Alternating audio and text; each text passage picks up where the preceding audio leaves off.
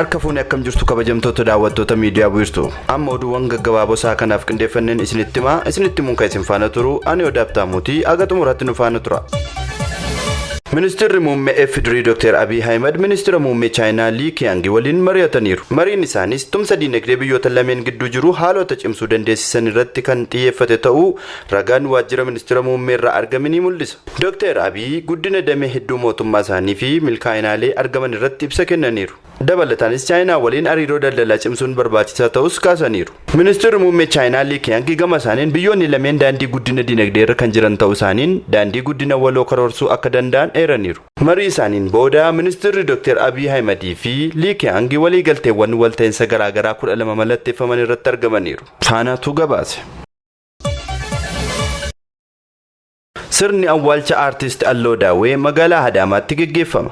Sirni geggeessaa aartist Alloo Daawwee istaadiyeemii magaalaa Adaamaatti guyyaa har'aa sa'a 8 irratti kan geggeeffamu ta'uu koreen sirna awwaalchaa beeksiseera. Aartist Alloo Daawween aartistii gameettii Oromoo Dirree Dhawaa ganda baadiyaa iddoo Awwallee jedhamtutti bara 1954 dhalatte. Umurii ishee waggaa 14tti jechuunis bara 1968tti baandii biiftuu biyya keenyaa jedhamutti makamuun walleewwan ishee jalqabaa mata duree Oromoon fardaan dabaalee fi bishaan laga Harree Abbee Abbaa Kiyyaa fi kanneen biroo hojjechuu dandeessetti. Aartistiin gameettiin kun sirboota qabsoo fi jaalalaan albeemota 10 ol dhuunfaa isheen hojjechuu akka dandeesse seenaan ishee ni agarsiisa. Aartistii Alloo Daawwee dhukkubsattee wal'aanamaa turuun umurii ishee waggaa 62ffaatti guyyaa kaleessaa du'aan addunyaa kanarraa boqochuun kan yaadatamudha. Kanumaan wal qabsiisee guyyaa irraa bakka jaallattootii fi firoonni ishee argamanitti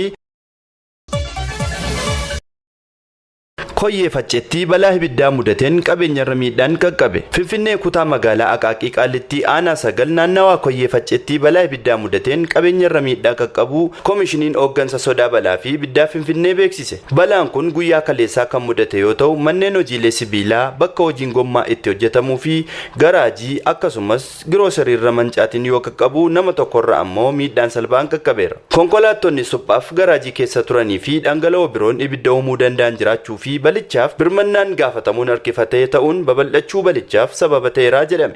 Akka Faanaa Biroodkaastii irraa odeeffannetti koomishiniin hooggansaa sodaa balaa fi ibiddaa Finfinnee miidhaan dabalataan akka hin qaqqabneef hojjettoota bobbaaseen beelladoota 32 midhaanii fi manneen jireenyaa hedduu baraaruun akka danda'ame ogeessi koominikeeshinii fi quunnamtii uummataa koomishinichaa obbo Nigaatuu Maammoon eeraniiru.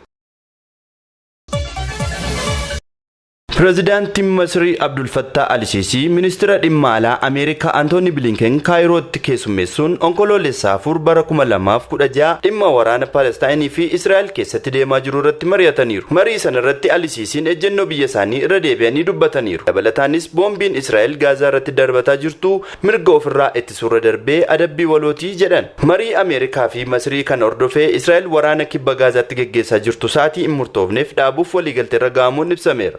Waliigaltichi daangaa Raafaa Gaazaa fi Masrii gidduu jiru banuuf haala mijataa kan uumu ta'uu Aljazeeraatu gabaase. Haa ta'u malee waliigaltichi yeroo hanganaatti jedhamee wanti foomee hin jiru. Daangichi akka lakkoofsa Itoophiyaatti hanga halkan sa'a 5 bana akka ta'u waliigalameera jedhame. Dhimma kana ilaalchisee gama waraana Israa'elii fi gama Gaazaatiin wanti dhaga'ame hangammaatti hin jiru. Daawwattoota keenya oduun isaa kanaaf qabanne kana fakkaata. Qophiilee miidiyaa Wiirtuu afaan biroo waliin nagaan oola.